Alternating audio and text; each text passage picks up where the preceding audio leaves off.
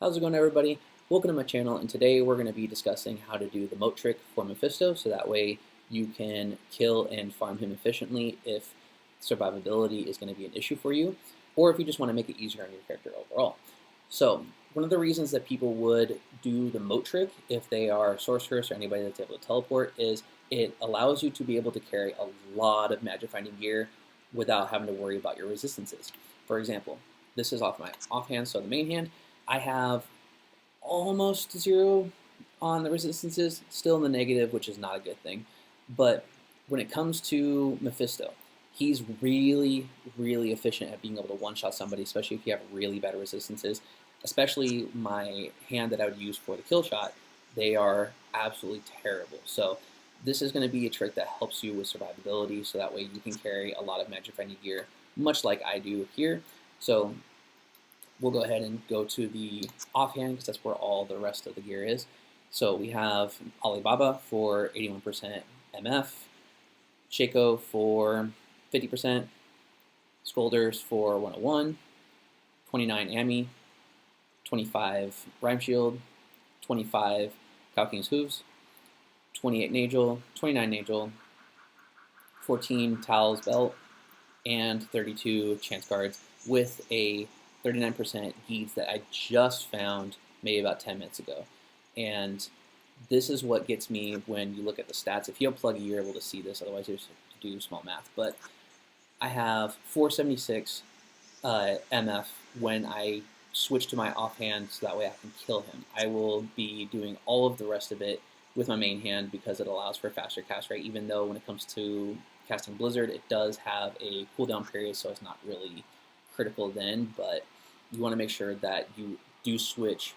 If you are going to be casting with one hand, you switch to the other one that actually has the magic fighting gear. But we're going to go ahead and go to the Endurance of Hate level 3.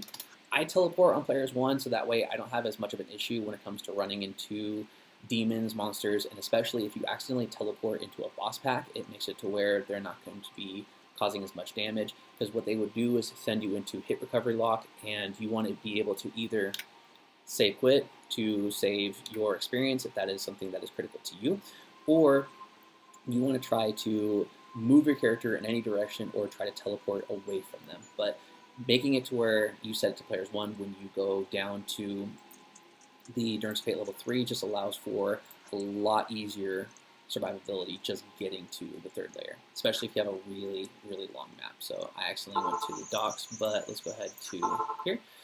Now, getting to this point, you want to make sure that you have something in your inventory that has faster cast rate, because if your character is anything like mine, you're not going to have, when you go to your offhand and you look at your stats, you're not going to have anything that has faster cast rate.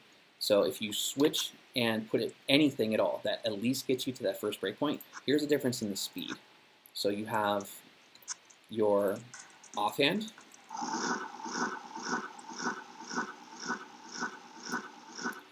versus your main hand.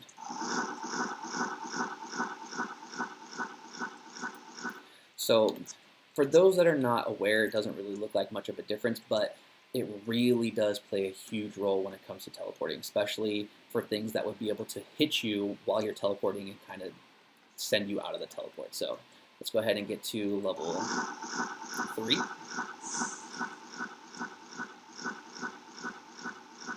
There we go. Just took a second.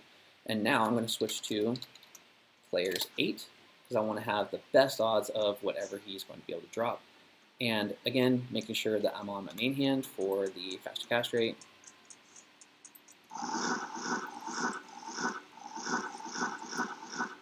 So I want to find him and drag him. There we go. Cool.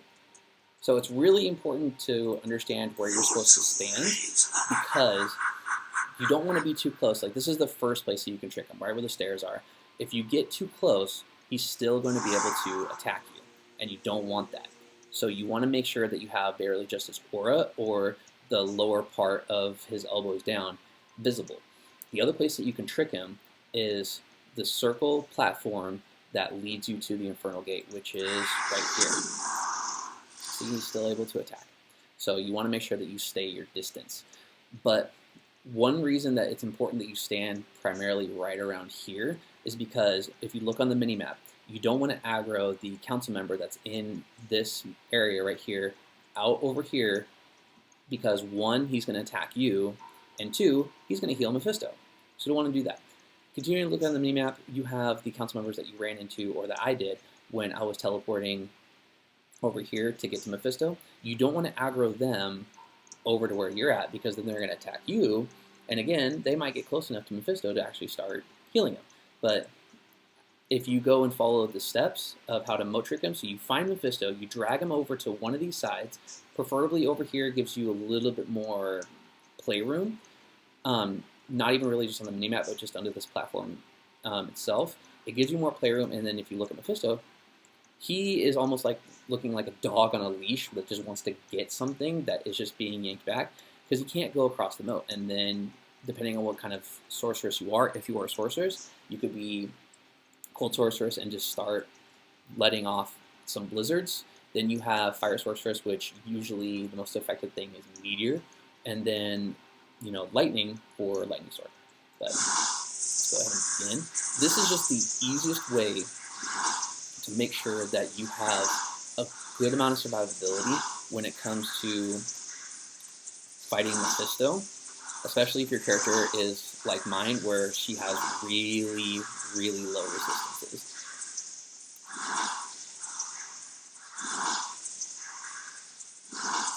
So Mephisto's drop table is really, really good. I prefer him over Andariel, simply because of the fact that he's pretty much by himself, whereas Andariel has a bunch of minions and demons, monsters that are in her area, and as much as I try to either teleport away from them, cast Blizzard, whatever the case is, they are always just going to be lurking around, killing my mercenary and trying to kill me, and it takes so much more effort just to kind of avoid them, because I do try to kill her on players 5 to 8, because I am farming for SOJ, I'm farming for anything good that she can actually drop, especially a much better Viper Magi than I have right now. I have a 31, I believe it is, and I would like to get a little bit of a better one. But I prefer Mephisto just because he's a much easier kill, despite that he is the third act boss versus Andariel is the first. His drop table and his monster level is so much better, and it gives for a lot better possibilities of great drops. So now we go ahead and teleport back.